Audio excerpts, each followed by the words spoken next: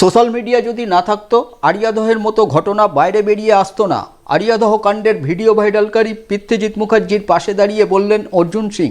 এদিন বেলঘরিয়ার উদয়নপল্লীর আবাসনে গিয়ে পৃথ্বীজিৎ ও তার পরিবারের সঙ্গে দেখা করেন ব্যারাকপুরের প্রাক্তন সাংসদ অর্জুন সিং। তিনি বলেন, সাহস করে এই অত্যাচারের ছবি সামনে আনার জন্য পৃথ্বীজিৎকে কুর্নিশ জানাতে এসেছি, ওর পাশে আছি। বাংলায় অত্যাচারের বিরুদ্ধে লড়াইয়ে এরকম একজন করে যুবক প্রতিটি বাড়ি থেকে বেরিয়ে আসুক।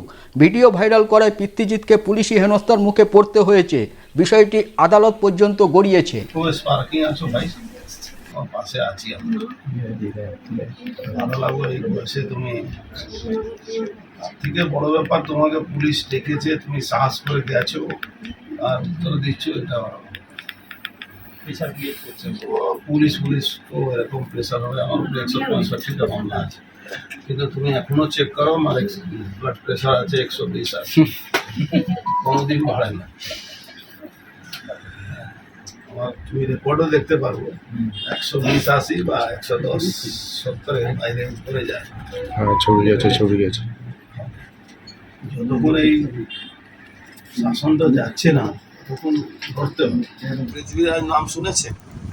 পৃথ্বীরাজ যে লড়াইটা দিয়েছিলেন, আমি আপনাকে আরো একটা কোইন্সিডেন্ট বলে দিচ্ছি।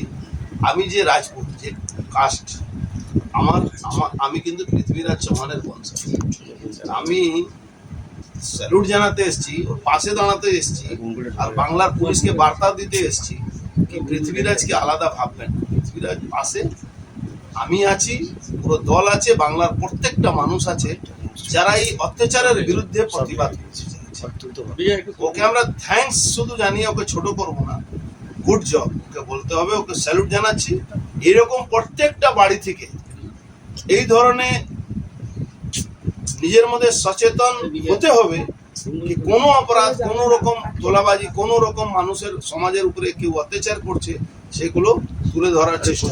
আজকে সোশ্যাল মিডিয়া কে আইন যে আছে মান্যতা দিয়েছে, সে যদি করেছে খুব ভালো কাজ করে। কোন আইনে পুলিশ তাকে ডেকে বলছে কি সোর্স বলতে হবে না, তোমাকে ফাঁসাবো? আমি তোকে বলেছি তুমি আমার নাম বলবে, আমি ওকে দিয়েছি। তৃণমূলে খবর আবার অন্য লোককে দিতে হয়, তৃণমূলের খবর তৃণমূলই দেয়। এখানে 3টে গ্রুপ আছে, 3টে গ্রুপকে খবর দিয়ে দিচ্ছে। নিশ্চিত থাকুন 3টে গ্রুপের মাধ্যমেই আমরা এই খবরটা পেয়েছি। আপনাদেরকেও ধন্যবাদ জানাবো। আপনাদের জন্য কামারহাটি মানুষ একটু শান্তিতে একটু বসবাস হয়তো করবে, আগামী দিনও একটু চেষ্টা চলছে। কালকে দেখেছেন তো 380 ডিগ্রিতে সবাই ঘুরে গেছে, বলছে কেউ কাউকে আমরা চিনি না, আমরা এই প্রমোটারদের সঙ্গে থাকবো না, আমরা এই চোরদের সঙ্গে থাকবো না, আমরা ডাকাতদের সঙ্গে থাকবো না। এটা শুধু পৃথ্বীরাজের একটা অবদান আছে, আপনাদের অনেকটা অবদান আছে। আপনাদেরকে আমরা ধন্যবাদ জানাচ্ছি।